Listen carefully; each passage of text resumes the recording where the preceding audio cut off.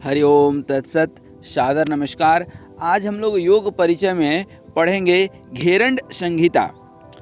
इसके पहले हम लोगों ने हठ प्रदीपिका में प्राणायाम, आसन और मुद्राओं का अध्ययन किए, और इसके साथ ही हम पहले योग परिचय में विभिन्न आसन और भगवत गीता, योग का संक्षिप्त इतिहास इत्यादि काफ़ी कुछ पढ़ चुके हैं। और इस जो वीडियो है उसके डिस्क्रिप्शन बॉक्स में इन सब का वर्णन भी है। तो घेरंड संहिता का उद्देश्य पढ़ेंगे और इसमें कुल 7 अध्याय है, तो इनका हम लोग अध्ययन करेंगे। इस घेरंड संहिता में प्रवेश करें उसके पहले हठ प्रदीपिका का हम लोग स्वरूप वर्णन कर चुके हैं, और घेरंड संहिता में भी हठ योग के स्वरूप का वर्णन किया गया है। घेरंड संहिता एवं हठ योग प्रदीपिका दोनों हठ योग के ऊपर ही है और महत्वपूर्ण ग्रंथ है। इस ग्रंथ में महर्षि घेरंड संहिता द्वारा दी गई योग शिक्षा का वर्णन मिलता है। और इसके पहले जो हम लोग हठ प्रदीपिका पढ़ चुके हैं उसमें स्वात्मा राम जी ने वर्णित किया है हठ योग को, और इसी कारण चूँकि घेरंड जी ने लिखा है, महर्षि घेरंड ने लिखा है, तो ये घेरंड संहिता के नाम से प्रसिद्ध है। इसी तरह से वशिष्ठ संहिता भी है, उन्होंने भी हठ योग के ऊपर ही विस्तृत व्याख्या लिखा है। इस ग्रंथ को जिस तरह से स्वात्मा राम जी ने 5 अध्याय में सूचीबद्ध किया है, उसी तरह महर्षि घेरंड जी ने 7 अध्यायों में सूचीबद्ध किया है। इन अध्यायों को महर्षि घेरंड प्रकरण की संज्ञा देते हैं। महर्षि घेरंड इस ग्रंथ के प्रथम अध्याय का प्रारंभ घेरंड प्रकरण की संज्ञा देते हैं। घेरंड इस कि प्रथम अध्याय का प्रारंभ षट कर्म से करते हैं। इस ग्रंथ का 7वां अध्याय समाधि पर पूर्ण होता है। इन 7 प्रकरणों को सप्त साधन की संज्ञा भी दी गई है। महर्षि घेरंड शरीर को घट की संज्ञा देते हैं। घट अर्थात घड़ा, मिट्टी का घड़ा जो होता है। घेरंड संहिता में वर्णित योग को घटस्थ योग भी इसीलिए कहा जाता है। इसका उद्देश्य है कि हम हठ योग के बारे में समझें, घेरंड संहिता का विश्लेषण करें और इनके हठ योग को समझने में कितना हम सक्षम हो पाते हैं यह देखेंगे। और घेरंड संहिता के अनुसार हठ योग के सप्त साधनों का वर्णन। और अब आए हम प्रथम अध्याय में प्रवेश करें। घेरंड संहिता का प्रथम अध्याय प्रारंभ होता है योगाभ्यास के लिए, जिसमें जिज्ञासा रखने वाले राजा चंडक पाली, जो महर्षि घेरंड के ही शिष्य हैं, उनके ही कुटिया में रहते हैं। राजा चंडक पाली महर्षि घेरंड से विनय एवं भक्तिपूर्वक प्रणाम करके घटस्थ योग को जानने की इच्छा करते हैं। इसके उत्तर में महर्षि घेरंड मानव शरीर को कच्चे घड़े की संज्ञा देते हुए समझाते हैं कि यदि इस शरीर रूपी घड़े को योग रूपी अग्नि में तपा दिया जाए तो वह परिपक्व हो जाता है। घेरंड संहिता में इस शरीर को परिपक्व बनाने के लिए महर्षि घेरंड हठ योग के सप्त अंग का वर्णन करते हैं। षट कर्मणा शोधनम च आसनेन भवेद दृढ़म मुद्राया स्थिरता च प्रत्याहारण धीरता प्राणायाम मालघवम च ध्यानात् प्रत्यक्ष मात्मनः समाधिना निर्लिप्तम च मुक्तिरेव न संशयः। अर्थात 6 कर्मों से शरीर शुद्धि, आसनों से दृढ़ता, मुद्राओं से स्थिरता, प्रत्याहार से धैर्य, प्राणायाम से स्फूर्ति एवं हल्कापन, ध्यान से आत्म साक्षात्कार और समाधि से निर्लिप्तता के भाव के साथ ऐसे साधक की मुक्ति में कोई संशय नहीं रहता। इन अभ्यासों का वर्णन घेरंड संहिता में महर्षि घेरंड व्यवस्थित रूप से करते हैं। संक्षेप में इनका वर्णन इस प्रकार आता है। प्रथम अध्याय अर्थात इसको शुद्धिकरण प्रकरण कहते हैं। इस अध्याय का मुख्य विषय शुद्धिकरण है। इस अध्याय में श्लोकों की कुल संख्या 60 है तथा इस अध्याय में शरीर शुद्धिकरण करने वाले 6 क्रियाओं, जिसको षट कर्म कहते हैं, धौती, बस्ती, नेति, नौली, त्राटक और कपालभाति का उल्लेख किया गया है।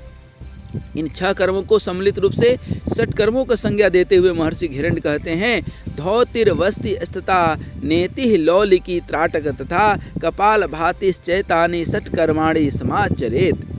अर्थात धौती, बस्ती, नेति, लौलिकी, त्राटक एवं कपाल भाति इन 6 कर्मों का आचरण योगी के लिए आवश्यक है। घेरण संहिता में प्रथम षटकर्म के रूप में धौती कर्म का वर्णन किया गया है। इस धौती कर्म को अंतर्धौती, दंत धौती, हद्योत धौती एवं मूल शोधन के रूप में विभाजित किया गया है।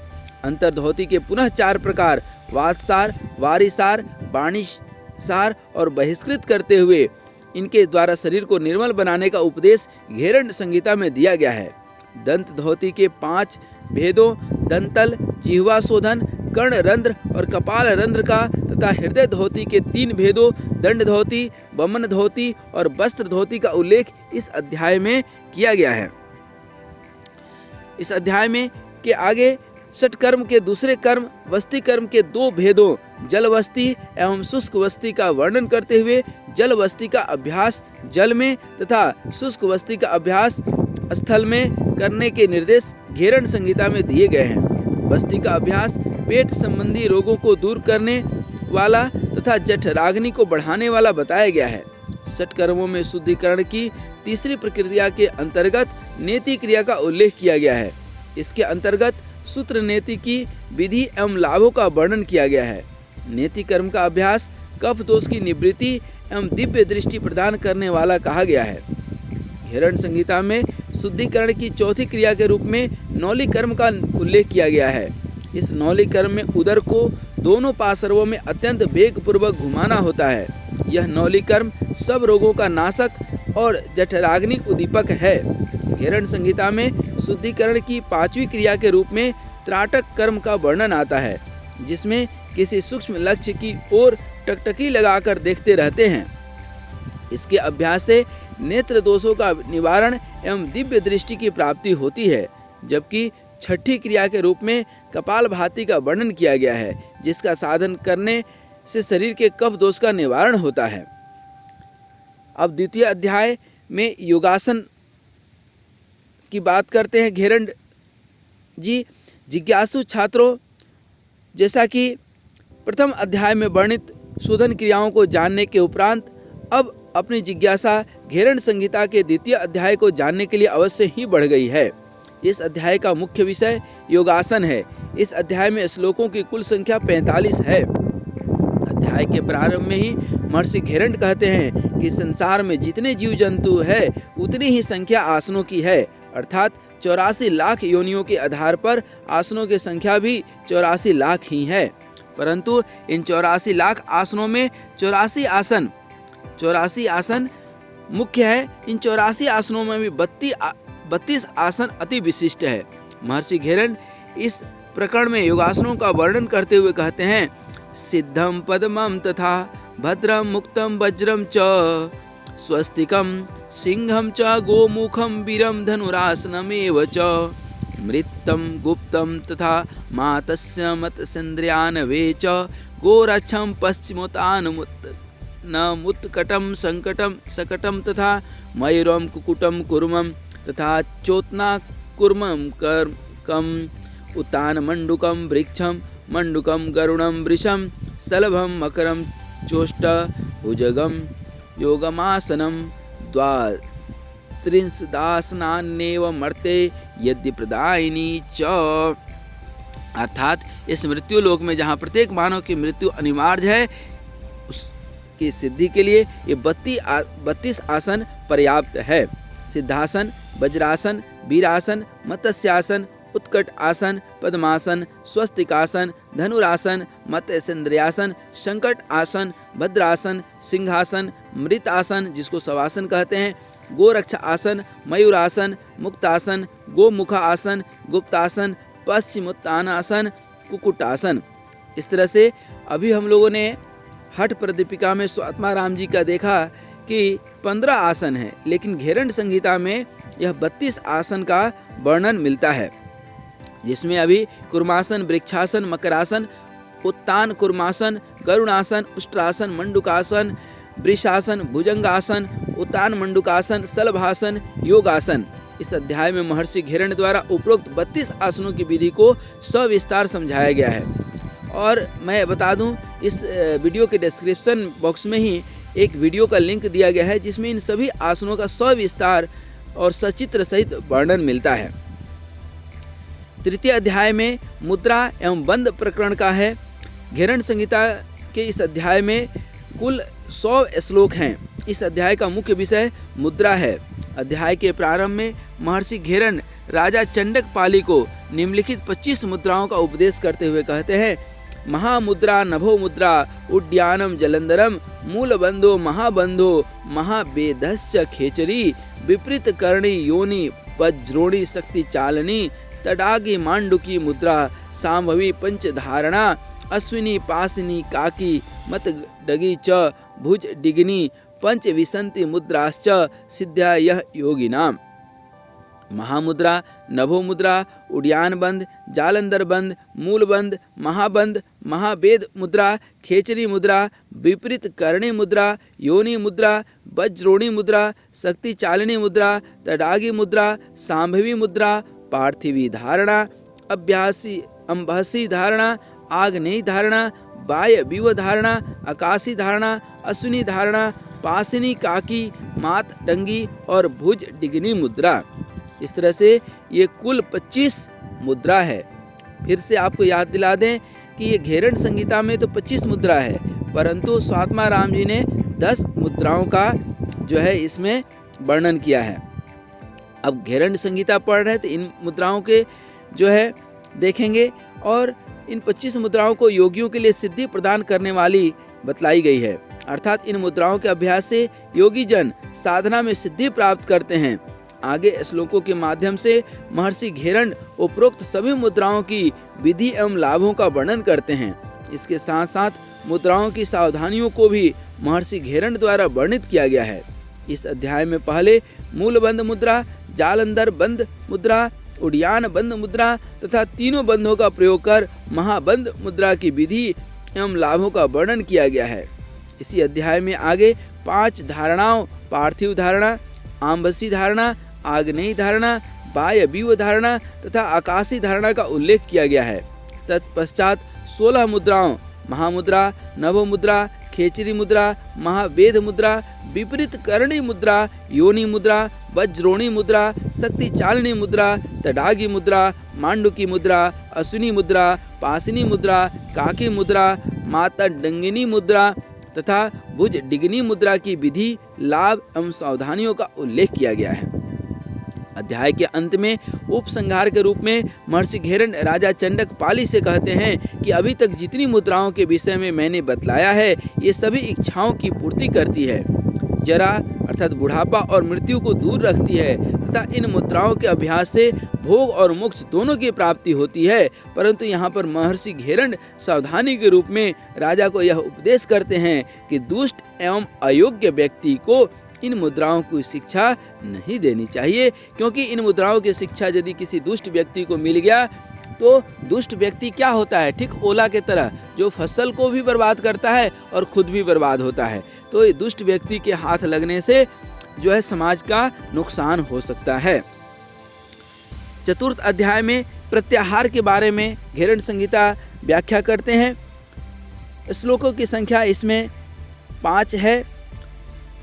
अथातः संप्रवक्ष्यामि प्रत्याहार कमुत्तमं यस्य विज्ञान मात्रेण कामादि रिपुनाशनम यतो यतो निश्चरति मनश्चल स्थिरम ततस्तयो नियम्य तदात्मन्येव वशयं नयेत् पुरस्कारं तिरस्कारं सुश्राव्यं व भयानकं मनस्तमात्रित्वमेव तदात्मन्येव वशं नयेत्। अर्थात प्रत्याहार अर्थात अपने इंद्रियों को कछुए के भांति समेट लेना, इसका पालन काम आदि शत्रुओं का नाश करता है। इसे परिभाषित करते हुए महर्षि घेरण कहते हैं कि जहाँ जहाँ चंचल मन विचरण करे उसे वहाँ से लौटाने का प्रयत्न करते हुए आत्मा को बस में करना चाहिए।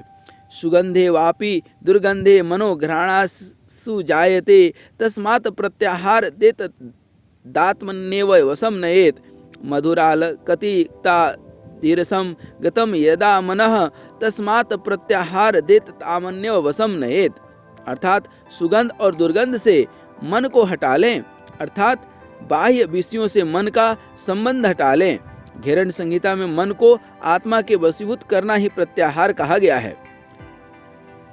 घेरण संहिता के पहले दूसरे अध्यायों में शारीरिक स्वच्छता, शुद्धि एवं बल पर उपदेश करते हैं, जबकि इस अध्याय में महर्षि घेरण मानसिक पक्ष पर प्रकाश डालते हैं। प्रत्याहार का प्रभाव साधक के मानसिक स्तर पर पड़ता है। ग्रंथ के इस अध्याय के अंतिम श्लोक में महर्षि घेरण लिखते हैं कि योग साधक को चाहिए कि वह मन को मधुर, अम्ल, तिक्त आदि रसों से हटाकर वह आत्मा को बस में करे, क्योंकि मन को बाह्य विषयों से हटाकर आत्मा को बस में करना ही प्रत्याहार है। इस तरह से यहाँ पर चौथा अध्याय संपन्न होता है। अब पंचम अध्याय में महर्षि घेरण प्राणायाम के बारे में लिखते हैं। इस अध्याय का मुख्य विषय प्राणायाम है। अध्याय में कुल 98 श्लोक है तथा अध्याय के प्रारंभ में ही महर्षि घेरण प्राणायाम के महत्व पर प्रकाश डालते हुए कहते हैं कि प्राणायाम का साधन करने से मनुष्य देवता के समान हो जाता है। योगाभ्यास करने के लिए अच्छे स्थान एवं समय का चयन भी अनिवार्य होता है। यहाँ पर महर्षि घेरण उपदेश करते हैं कि दूर देश में, अरण्य में तथा राजधानी में बैठकर योगाभ्यास नहीं करना चाहिए। दूर देश से अर्थ यहाँ पर अविश्वास युक्त स्थान से है। अरण्य से अर्थात पूर्ण रूप से निर्जन स्थान से है। राजधानी से अर्थ अधिक भीड़ भाड़ युक्त क्षेत्र से होता है। इन स्थानों पर योगाभ्यास उचित नहीं है, बल्कि योगाभ्यास के उचित स्थान पर प्रकाश डालते हुए महर्षि घेरण कहते हैं, सुदेशे धार्मिके राज्ये सुभिक्षु निरुपद्रवे कृत्वा तैत्र्यकं कुटीरं प्राचीरैः परिवेष्टितं वापि कूपतडांग च प्राचीर मध्यवर्ती च नातियुच्चं नातिनिम्नं च कुटीरं कीटवर्जितम्। अर्थात सुंदर धार्मिक स्थान जहाँ भोजन के लिए खाद्य पदार्थ सहजता से उपलब्ध हो और वहाँ किसी प्रकार के उपद्रव न हो और कुटिया के चारों ओर चार दीवारी हो, अर्थात घेरे के भीतर जल प्राप्ति के लिए कुएं एवं पोखर की व्यवस्था हो, ऐसा स्थान को योगाभ्यासी के लिए उपयुक्त होता है। यहाँ पर योगाभ्यास प्रारंभ करने के लिए उचित ऋतुओं पर प्रकाश डालते हुए महर्षि घेरण कहते हैं, हेमंते शिशिरे ग्रीष्मे वर्षां च ऋतौ तथा योगारंभ न कुर्वित कृते योगो हि रोकदः वसंते सर्दी प्रोक्तम योगारंभ समाचरेत तथा योगी भगवत सिद्धो रोगान मुक्तो भवेत ध्रुवम। अर्थात हेमंत, शिशिर, ग्रीष्म और वर्षा ऋतु में योगाभ्यास शुरू नहीं करनी चाहिए। इनसे करने से यह अभ्यास रोग प्रदायक हो जाता है। बसंत और शरद ऋतु में अभ्यास शुरू करना उचित माना गया है। इनमें योगाभ्यास प्रारंभ करने से साधक को सिद्धि प्राप्त होती है और रोगों से निवृत्ति होती है। योगा अभ्यासी साधक के लिए पथ अपथ्य अर्थात क्या खाना चाहिए और क्या नहीं खाना चाहिए का वर्णन महर्षि घेरण इसी अध्याय में करते हैं। योग साधक को चावल, जौ का सत्तू, गेहूं का आटा, मूंग, उड़द, चना आदि को भूसी रहित स्वच्छ करके भोजन करना चाहिए।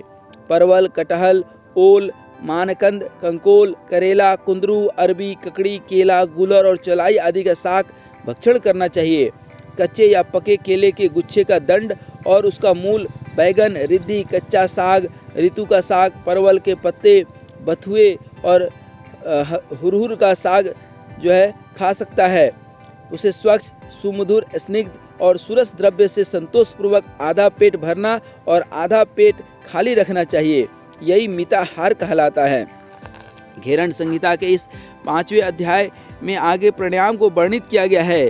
प्राणायाम के अभ्यास से पूर्व नाड़ी शुद्धि के लिए नाड़ी शुद्धि प्राणायाम का उल्लेख भी महर्षि घेरण करते हैं। तत्पश्चात प्राणायाम को कुंभक की संज्ञा देते हुए अष्ट कुंभकों का वर्णन करते हुए महर्षि घेरण कहते हैं, शहिता सूर्यभेदश्च उज्जयी शीतली तथा भ्रस्त्रिका भ्रामरी मूर्छा केवली चाष्ट कुंभकः। अर्थात शहित, सूर्यभेदी, उज्जयी, शीतली, भ्रस्त्रिका, भ्रामरी, मूर्छा तथा केवली नाम से कुंभक के 8 भेद होते हैं। अध्याय में आगे इन प्राणायामों की विधि एवं लाभों पर प्रकाश डाला गया है। छठा अध्याय अर्थात ध्यान प्रकरण। घेरण संहिता के इस अध्याय का मुख्य विषय ध्यान है, जिसमें श्लोकों की कुल संख्या 22 है।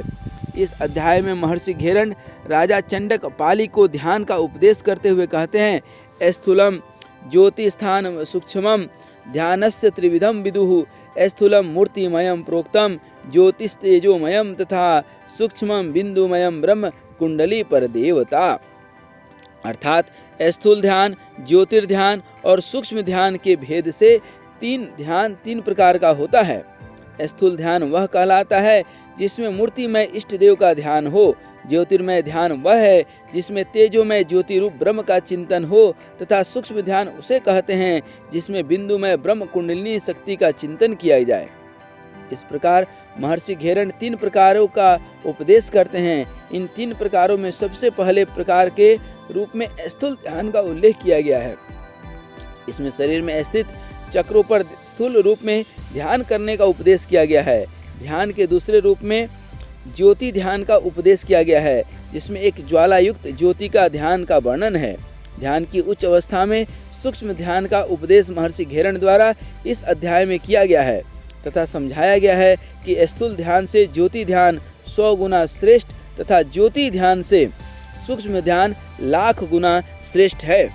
इसके माध्यम से योगी जनों में कुंडलिनी शक्ति का जागरण होता है।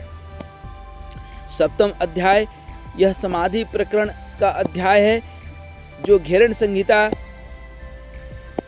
के द्वारा 23 श्लोकों में वर्णित है। इस अध्याय में महर्षि घेरण समाधि के महत्व पर प्रकाश डालते हुए कहते हैं कि जो गुरु भक्त है, जिन पर गुरु की कृपा है, वे बड़े भाग्य से समाधि को प्राप्त होते हैं। समाधि को समझाते हुए महर्षि घेरण कहते हैं, अहम ब्रह्मम न चान्यो अस्मिन् ब्रह्ममेवं न शोक भाक सच्चिदानंद रूपो अहम नित्य मुक्त स्वभावान। अर्थात शरीर से मन को भिन्न करके परमात्मा में लगा देने से योगी ही समाधि है। शोक युक्त भाव के स्थान पर आनंद स्वरूप और मुक्त स्वरूप भाव ही समाधि है। अध्याय में महर्षि घेरण समाधि के 6 वेदों पर प्रकाश डालते हैं। महर्षि घेरण ध्यान योग, नाद योग, रस आनंद योग, लय सिद्धि योग, भक्ति योग और राज योग के रूप में समाधि का उल्लेख करते हैं तथा समाधि के महत्व को एक बार पुनः प्रकाशित करते हुए कहते हैं कि यह दुर्लभ है, परंतु इसे जान लेने से पुनर्जन्म नहीं होता है। अब घेरण संहिता के सारांश पर ध्यान दें तो यहाँ पर महर्षि घेरण राजा चंडक पाली को दिए गए उपदेशों का अत्यंत रोचक, ज्ञानवान, सरल एवं सुव्यवस्थित संकलन करते हैं। राजा चंडक पाली एक जिज्ञासु भक्त के रूप में महर्षि घेरण से योग की शिक्षा ग्रहण करते हैं। इस ग्रंथ में हठ योग के 7 साधनों को एक एक अध्याय के रूप में बांटकर समझाया गया है। इन अध्यायों का विषय के आधार पर नामकरण किया गया है तथा संबंधित विषय पर स्पष्ट रूप में प्रकाश डाला गया है। उस विषय को समझाने के उपरांत विषय से प्राप्त होने वाले लाभों को भी समझाया गया है। वर्तमान समय में हठ योग की उपयोगिता बहुत अधिक बढ़ गई है। इसका कारण यह है कि वातावरण में भिन्न भिन्न प्रकार के दूषित पदार्थ मनुष्य के स्थूल शरीर में जाकर भिन्न भिन्न शारीरिक रोगों को उत्पन्न कर रहे हैं। साथ ही साथ व्यक्ति की बहिर्मुखी मानसिकता एवं मन की चंचलता अनेक मानसिक रोगों को जन्म दे रही है।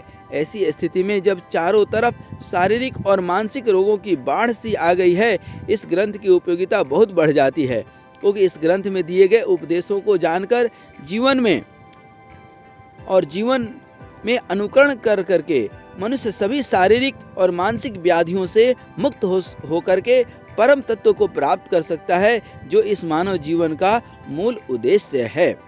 अतः आज हम लोगों ने इस विषय में घेरण संहिता का सविस्तार अध्ययन किए हैं। हठ योग के रूप में हठ प्रदीपिका नामक जो है स्वात्माराम जी का हम लोग पहले देख चुके हैं। इस वीडियो के डिस्क्रिप्शन बॉक्स में वह भी लिंक है और घेरण संहिता का भी हम लोग जो है विस्तार पूर्वक देख लिए हैं। अब आने वाले समय में महर्षि पतंजलि और गोरक्षनाथ जैसे महापुरुषों का जीवन परिचय पढ़ेंगे। स्वामी विवेकानंद, दयानंद सरस्वती और भी अनन्य कैवल्य जी और जो है स्वात्माराम जी इत्यादि महान विभूतियों के हम लोग जो है व्यक्तित्व और जीवन परिचय पढ़ेंगे, क्योंकि इन्हीं के सहयोग और पुरुषार्थ के बदौलत आज योग जो है भारत ही नहीं पूरे विश्व में जो है लोगों के जनजीवन के मन में समाया हुआ है। लोगों को शारीरिक, मानसिक, आध्यात्मिक, आर्थिक हर तरह से जो है स्वस्थ रखता है। तो आज हम लोगों ने घेरण संहिता का विषय वस्तु पढ़ा। समय मिलेगा तो शिव संहिता का भी हम लोग अध्ययन करेंगे।